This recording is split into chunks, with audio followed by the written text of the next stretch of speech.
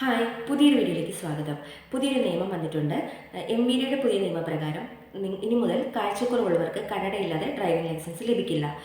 ഇപ്പോൾ പലർക്കും അറിയാത്തൊരു കാര്യമാണ്, ഡ്രൈവിംഗ് ലൈസൻസിന് അപ്ലൈ ചെയ്യുന്ന സമയത്ത് അല്ലെങ്കിൽ റിന്യൂവലിന് അപ്ലൈ ചെയ്യുന്ന സമയത്ത് കാഴ്ചക്കുറവുള്ളവരാണ് നിങ്ങൾ അല്ലെങ്കിൽ കണ്ണട ധരിക്കുന്നവരാണെങ്കിൽ നിർബന്ധമായും കണ്ണട ധരിച്ചിട്ടുള്ള ഫോട്ടോ തന്നെ വെച്ച് അപ്ലൈ ചെയ്യേണ്ടതായിട്ടുണ്ട്. എന്നത് പലർക്കും അറിയില്ല, അതുകൊണ്ടാണ് എടുത്തു പറയുന്നത്. അതുമാത്രമല്ല, നിങ്ങൾ റോഡ് ടെസ്റ്റിന് പോകുമ്പോഴും കണ്ണട തീർച്ചയായും കാഴ്ചക്കുറവുള്ളവരാണ് കണ്ണട ധരിക്കുന്നവരാണെങ്കിൽ നിർബന്ധമായും റോഡ് ടെസ്റ്റിൻ്റെ സമയത്ത് കണ്ണട ധരിക്കേണ്ടതായിട്ടുണ്ട്.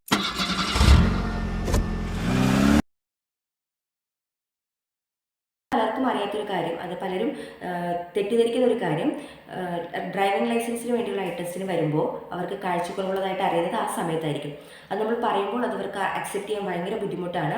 എന്തുകൊണ്ടാണെന്ന് വെച്ചിട്ടുണ്ടെങ്കിൽ അത് ഡ്രൈവിംഗ് ലൈസൻസിനെ അഫക്റ്റ് ചെയ്യുമെന്ന് കരുതിയിട്ടായിരിക്കാം. ഒരിക്കലും നിങ്ങൾ പേടിക്കേണ്ടതായിട്ടില്ല. കാരണം നമ്മുടെ വിഷ്വൽ സ്റ്റാൻഡേർഡ് പ്രോട്ടോകോൾ പ്രകാരം ഒരു ഡോക്ടർക്ക് മാത്രമാണ് നിങ്ങൾ ഡ്രൈവിംഗ് ലൈസൻസിന് യോഗ്യനാണോ അയോഗ്യനാണോ എന്ന് പറയാൻ സാധിക്കത്തുള്ളൂ.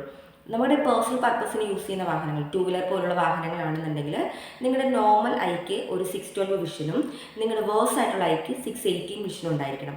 അതുപോലെ തന്നെ ഹെവി ലൈസൻസിന് വേണ്ടി അപ്ലൈ ചെയ്യുന്നവരാണെങ്കിൽ നിങ്ങളുടെ വേഴ്സ് ആയിട്ടുള്ള ഐക്ക് 69 വിഷനും നിങ്ങളുടെ നോർമൽ ഐക്ക് 66 വിഷനും ഉണ്ടായിരിക്കണം.